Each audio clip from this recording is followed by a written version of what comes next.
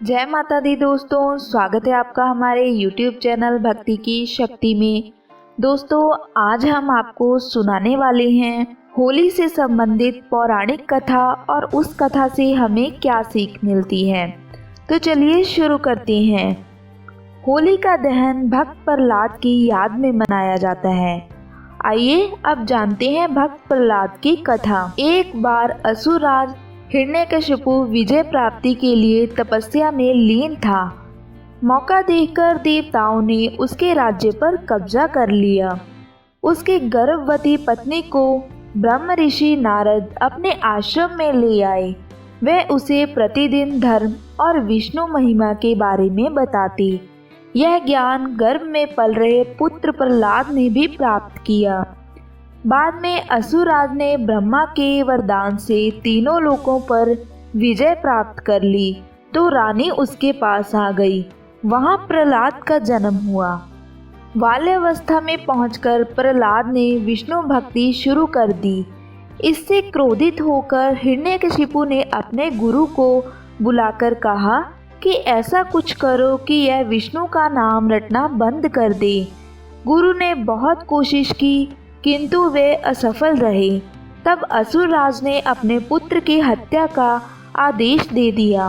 अपने पुत्र की हत्या करके वह अपनी प्रजा को ये संदेश देना चाहता था कि उसके अलावा जो कोई भी किसी और देवी या देवता का पूजन करेगा तो उसे इसी प्रकार मृत्यु के घाट उतार दिया जाएगा।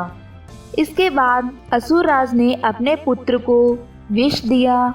उस पर तलवार से प्रहार किया गया। विषधरों के सामने छोड़ा गया। हाथियों के पैरों तले कुचलवाना चाहा। पर्वत से नीचे फिकवाया, लेकिन ईश्वर की कृपा से प्रहलाद का बाल भी बांका नहीं हुआ। तब हिरण्यकशिपु ने अपनी बहन होलिका को बुलाकर कहा कि तुम प्रहलाद को लेकर अग्नि में बैठ जाओ, जिससे वह जलकर भस्म हो जाए। होलिका को वरदान था कि उसे अग्नि तब तक कभी हानि नहीं पहुंचाएगी जब तक कि वह किसी सद्वृत्ति वाले मानव का अहित करने की ना सोचे। अपने भाई की बात को मानकर होलिका भतीजे प्रहलाद को गोद में लेकर अग्नि में बैठ गई।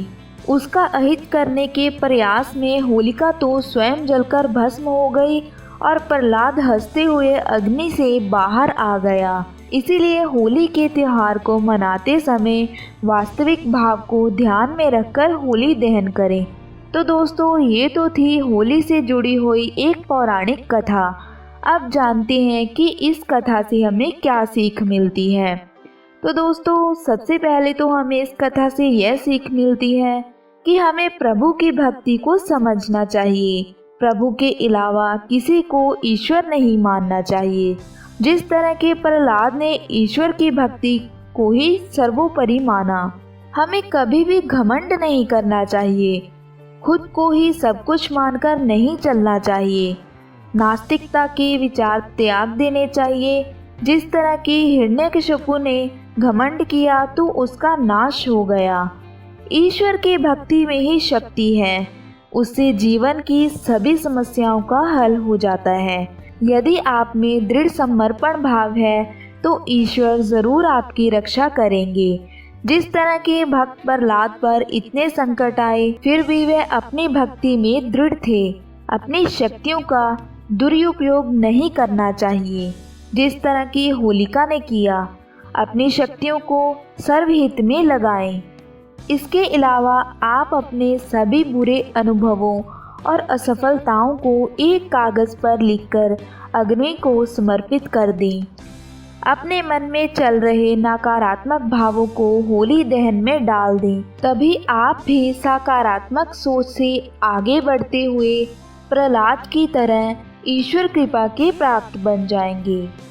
तो दोस्तों, आज के लिए इतना ही। अगर आपको ये वीडियो अच्छा लगे तो इसे लाइक और शेयर ज़रूर करें। साथ ही साथ हमारे चैनल से जुड़े रहने के लिए अभी इसे सब्सक्राइब करें और नीचे दिए गए बेल आइकन को प्रेस करना ना भूलें, ताकि आपको हमारी आने वाली हर नई वीडियो का नोटिफिकेशन मिलता रहे। जय माता दी।